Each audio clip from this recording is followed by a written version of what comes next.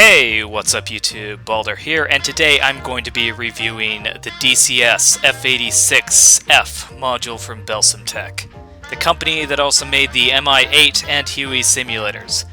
Now they are tackling an iconic fighter jet from the 1950s. To give you the short rundown, the F-86F was one of the first fighter jets to serve in the American Armed Forces. Born out of World War II experiments and post-war prototypes, the F-86 fought in the Korean War against the deadly Soviet MiG-15s over an area known as MiG Alley. This theater of war saw a very unique and fascinating transition where air combat involved jets, but they also lacked guided missiles that are the norm in modern air combat. This was a novel but short-lived style of combat. One of the most, if not the most important contributions to air combat was on the F-86F. But enough about the history. How does this plane hold up? The F-86 is easily the most simple aircraft you could fly in DCS World. It is just as simple to start up, if not less complicated, than the Flaming Cliffs planes that you will see in Flaming Cliffs 3. Taxiing, however, is a different story. You have to constantly activate nose wheel steering, and those controls are very clunky. Alright, so we are going to line ourselves up with a runway. Or at least try to. Oh, come on. Alright, so we're gonna go here, and it's like, no, god damn it, I don't want to turn that way. This is frustrating, god. Alright, you know what, screw it. Full throttle. Ah, there we go. Much better. Once you do finally get rolling, you'll notice that the plane can take off at relatively slow speeds. And once you do get to speed, the F-86 becomes very easy to fly. The plane has a very good turning radius and its power-to-weight ratio is astounding. One would think this old jet would lack power, but it most certainly doesn't. The plane is what is known as a transonic jet. This does not mean the jet is capable of breaking the sound barrier in straight and level flight, and while it can safely break the sound barrier in a dive, it does become unstable, and it's clear that this plane doesn't want to be there. How does the F-86 fare against newer aircraft? Well, to put it simply, not well. The aircraft has no BVR capabilities, no afterburner, and the only radar it has is a red light that illuminates when an aircraft is present. This is not a plane you would want to...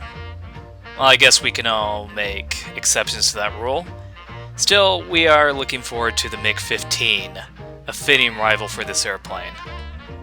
Alright, so what does this mod provide? I know this game is still in its beta, but you know, there must be something.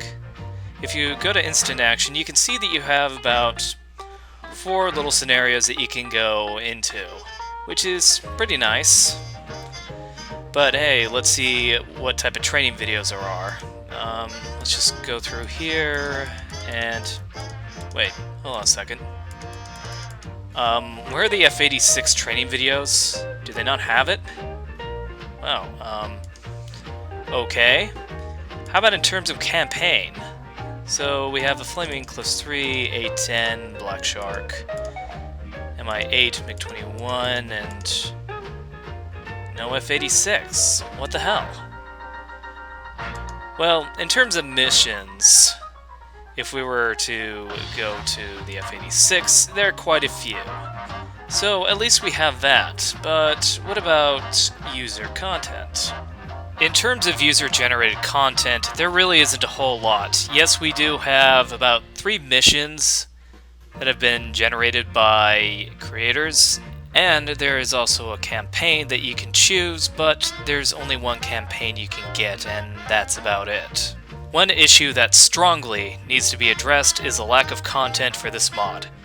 Yes, I know this is a beta version, but at the same time, there are many games that are released as early access on Steam and are never finished. Ever. So this review is fair game, especially when people pay $50 for this beta. I'm not saying Belsimtek is a bad company, far from it. They make great mods and I have no problems with the plane itself, but other mods they made like the Mi-8 have campaigns and training videos. Why not the F-86? Either way, is this mod worth it? Well, that is up to you to decide. This is a high-quality replica of the F-86 and is one of the easiest planes to control.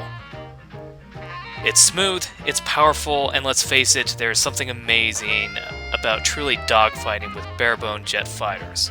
But I feel this is a buyer beware situation because there is very little content for it. The plane may be nice, but in terms of just about everything else, you're on your own to either make missions or to download what little fan content is available. Regardless, I give the F-86F a solid 8 out of 10. Hope you enjoy your holidays, I know I am, and as always, you have yourself a nice day.